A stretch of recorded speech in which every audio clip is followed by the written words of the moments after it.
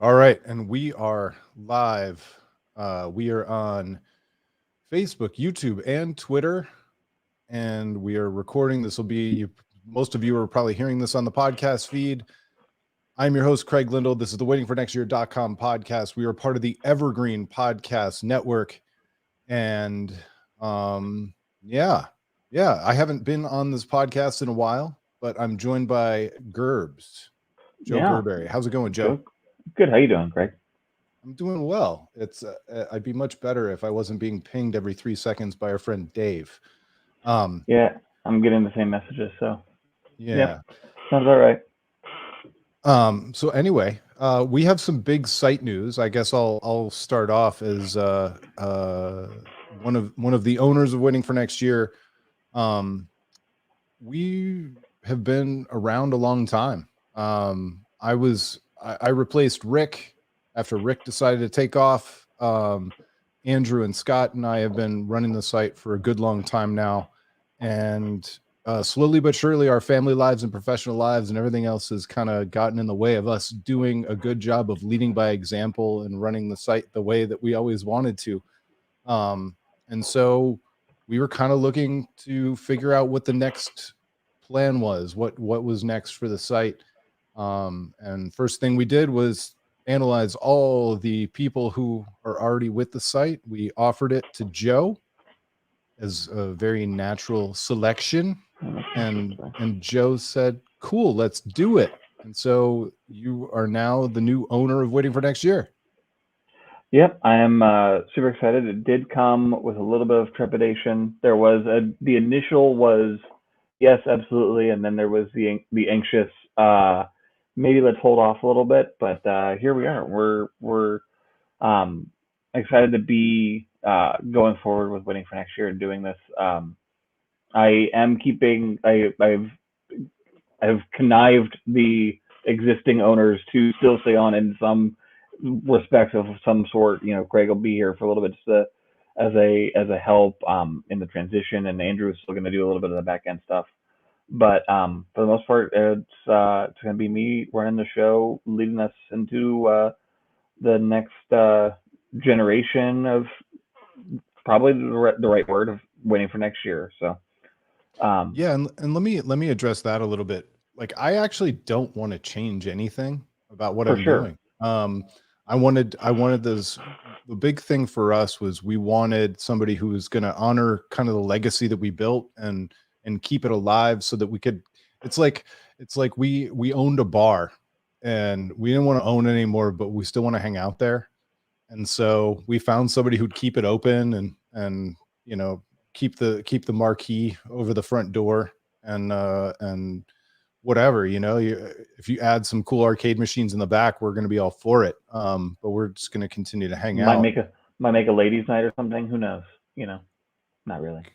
Yeah, that'd be insane. Just keeping with the Um, bar theme. That was the only reason I no, mentioned that. But yeah, yeah, this is just a way for us to keep the not that you guys are old blood, but keep the blood coursing, new blood coming in through WFNY, and so that's where we're at. That's where we're going. Super excited about all of this. We're gonna have a post going up on the website tomorrow that Craig, Andrew, and Scott have all participated and put into as well. Said their last words and everything for the site, the last words. But they, my wife, podcast guests. Hi. yep. Um, you are on live. I want you to be aware of that. So, but yeah, we're really excited as a family because this was a decision that we both made. But we really love this WFNY family that you guys have created, and we definitely want to keep it going. We call Dave Uncle Dave at our house because has he has his daughter that has given a couple clothes to Mel, my oldest. Um, but yeah, it really is a family at WFNY, and we love and respect everybody as much as anything. Would love to bring with this move. Um, we're looking for writers. We're looking for videos. We're looking for podcasters. We're looking for to keep that new blood up and get some more people in on the site. because as I said in the post tomorrow, in this industry, if you aren't growing, you're dying. And we've been we've been keeping steady as much as possible, keeping our head above water. But we really want to hear some new voices of what can be, um, for football, for baseball, for Cavs, for whatever's out there. If you want to write about the crew, we're totally cool with that. I know Dave would love that, because he's a big crew head.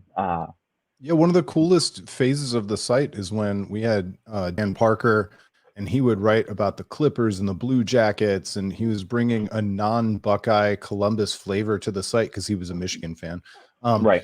But it was really cool, and all that stuff kind of left when he left, and it's not that we had any less respect for the Blue Jackets. It's just we didn't have anybody to write about it. I recently Right. had somebody hit me up and say, hey, have you guys given any thought to writing about Cincinnati, because they actually are having a really good football season? I was like, we are all for it, but like unless we have somebody whose passion is that, it's not as bad as it used to be in the old days. Like if Kent State would have a really good basketball team one year, we would get hate mail that we were ignoring and not covering them, and it was like, look, nothing personal, we just like, and I appreciate that you respect us enough to think that we should be covering the entire waterfront of Ohio sports, but like we Right. just can't do it.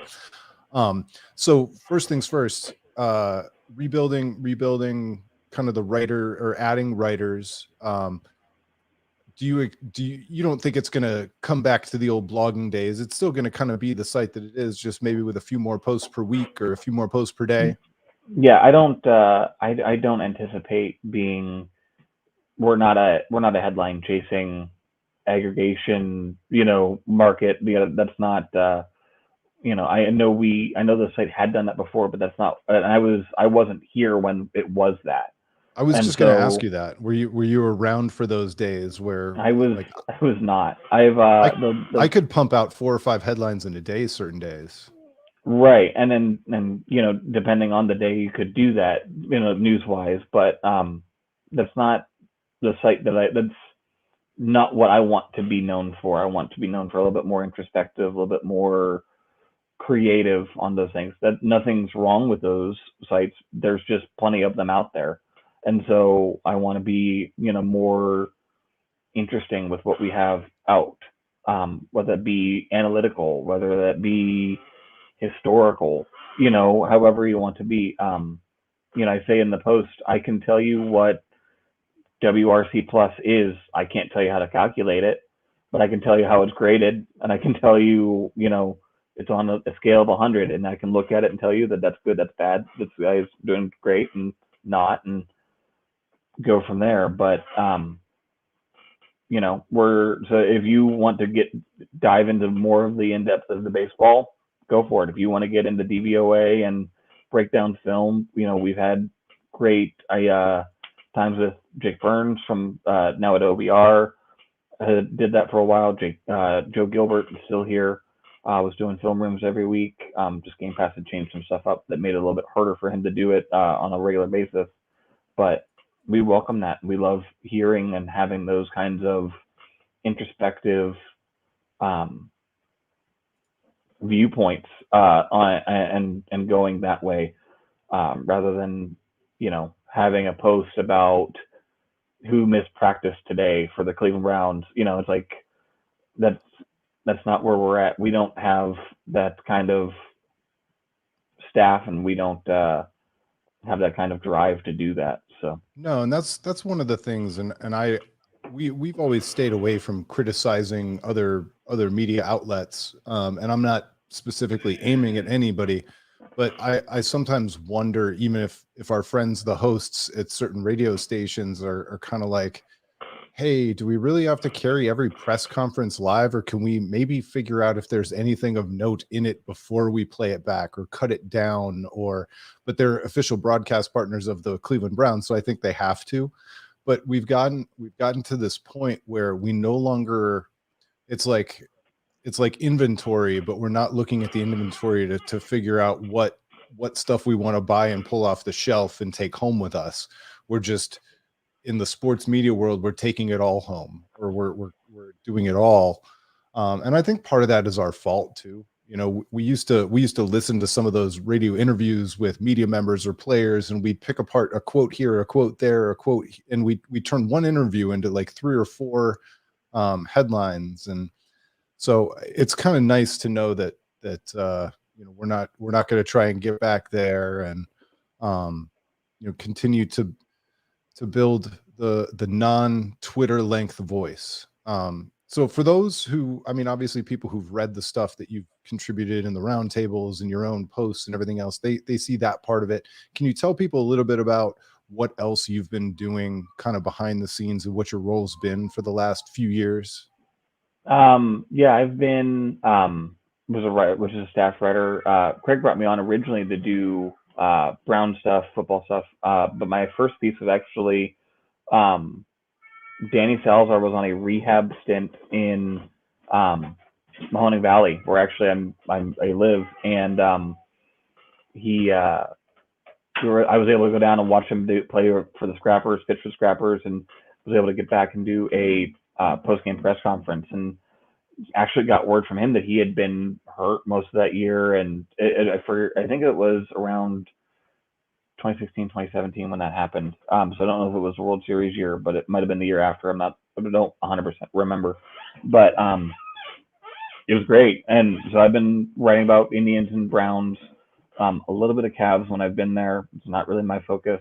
And then about, I think 2 years ago, you guys brought me on as an editor, and most of the stuff for a while, most of the stuff that was coming out had my fingerprints over it, just looking over and everything, scheduling all the posts. And probably about the last 6 months, I've given it over to Josh Bloha, who actually is going to move up into the editor spot for us. He's been doing most of the morning stuff. And so as I move up, that vacates the editor spot. So Josh is going to move up into mine there. But yeah, I'm actually in. This season has got me interested in the Cavs. I have the shirt on, as I said. So and Josh would want me to make sure that you were aware that Dean Wade was going off tonight. So I know I'm president of the Dean Wade fan club, so I already knew that, obviously. Right. You got the push notification, I'm sure. So I believe I got dubbed the president of the Dean Wade fan club because I said that I would rather have him, the poor man's Kevin Love, than Kevin Love in his, you know, physically broken down state. And then they so you think he's better than Kevin Love? I was like, that's not really what I said, but right. Okay, whatever, it's fine. I don't, at this stage of the game, I don't even mind being taken out of context. I no longer take things personally. I just don't care that much. Unless we're talking about Sashi Brown, and then I get triggered, I get angry, and then the flames come bursting out of my eyeballs. That's when the really bad push notifications come to your phone. So I still don't actually know what role he's doing for the Wizards and or the parent company that he has that he's working for, but it's whatever. I'm not going to get into the Sashi wars with you on this one at this point in time. That's long dead at this point. So it's just been I've fought them too many times. I'm a grizzled veteran. We're on the greener pastures. We have Barry and Stefanski, and that's all that we need to worry about at this point. So yeah. So what do you think the biggest needs are right now? I mean, obviously, we've got. I think I read today we've got 133 days until the first Guardians game. Spring training presumably starts sometime before that. We're deep into a Cavs season already that has been surprisingly fun and good. Right. If I read another person who says, you know, the Cavs are surprisingly fun, if I read it like one more time on Twitter, Cavs. But yeah, there's always a possibility of that. We currently don't have anybody who writes about the Cavs on staff pretty regularly. I mean, every once in a while, Josh might drop something in, or Joe Gilbert goes to the games pretty frequently.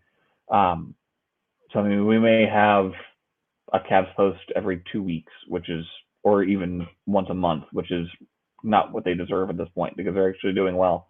But I know also Mitch Kroll, who is one of our big Indians writers, is in med school, so his writing's going to take a little bit. We are actually talking about possibly doing um, a analytically driven podcast over the baseball season for the Guardians. So that may replace some of the writing that we do, but we'll have a podcast on that one. We always have the Dairy Bros still, but we would have something that would be a little different. Um, but yeah, right now, a Cavs writer is what we're looking for. Um, but any more voices on the Browns, any more voices on the Guardians would be great as they're coming up. I know tomorrow's the 40-man roster deadline, so we'll see some movement tomorrow, as along with also the merch dropping and everything. The at is going to change, so I know that'll be a big day for them moving forward with their organization. But Well, and yeah. as you know, you can take as many Browns writers as you can take, because Oh, absolutely. you could have 12 Brown stories a day, and And they'll get clicks. the OBR might feel threatened if you had 12 posts a day, but Right. but Right. yeah, That people will read if them. we had 12, we would be doing daily headlines and who missed practice and a 300-piece article on why that's important. But According to beat reporters, these three people were riding the bike. right.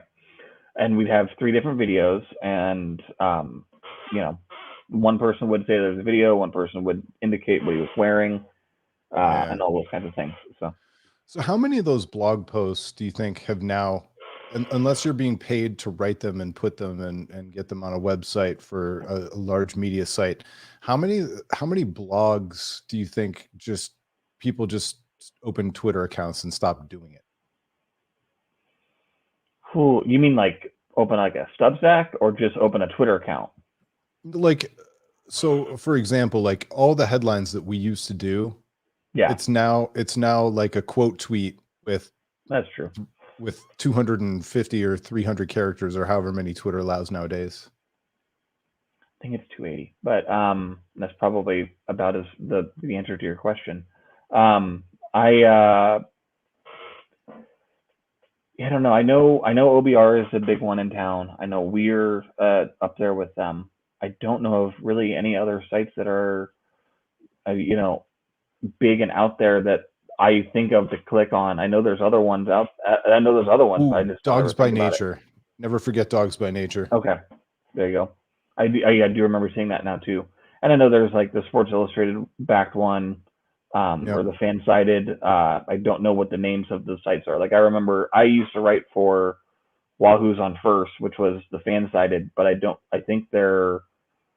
To be honest, I honestly don't know what they're called anymore. But I used to see a lot more for the Bleacher Guardians. Report stuff too.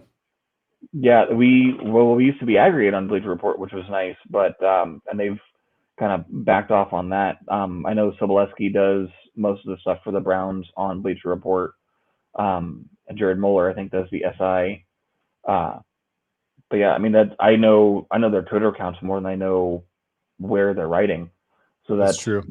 that probably is where that's going. They have a house site, but I watch them on Twitter more than I watch what the site is actually putting out. So for anybody else, the non-contributors, if they want to help out the site, I know the answer to this. So I'm asking you a question I already know the answer to. Right. Like how can people help? Like what are we trying to build? What do we need people to do? click and click and share, and like we have our Discord that we do the game threads on Sundays for the Browns. However dire that might end up getting if the this past Sunday, it definitely needed it, that there was going to be some angst on there, but Yep. we try to keep it a little bit cheerier. At least that's my role more often than not. But we do have our Discord that we can do.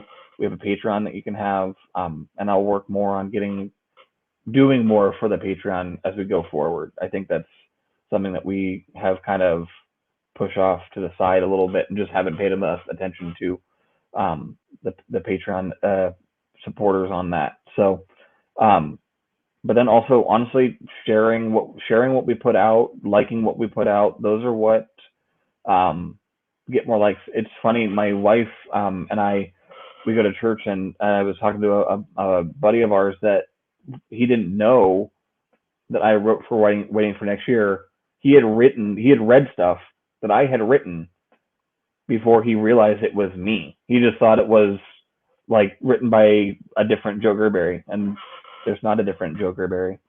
So it's just as simple as that. That sharing that stuff and getting it out where other people can see it. That's even if you're not into the writing, not into the videoing, not into the potting, sharing whatever is out there is the best help that you can be for us. Yeah, it's funny. I have a story like that too, where we met a family, a couple of other parents at kindergarten orientation, and my Mhm. kids are 9 and 11. So this is 11 years ago. It's a family and a guy who became.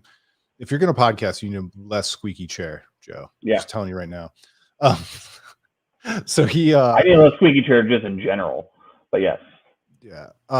So he and I met and we started hanging out and whatever else. And like the third or fourth time we hung out together and became really good friends, he was like, I've been reading you for years. And he remembered this one time on one of my Friday columns where I wrote about a Pearl Jam song. And that's Hmm. what he finally put him over the edge to realize that he had known me essentially for 7, 8 years already.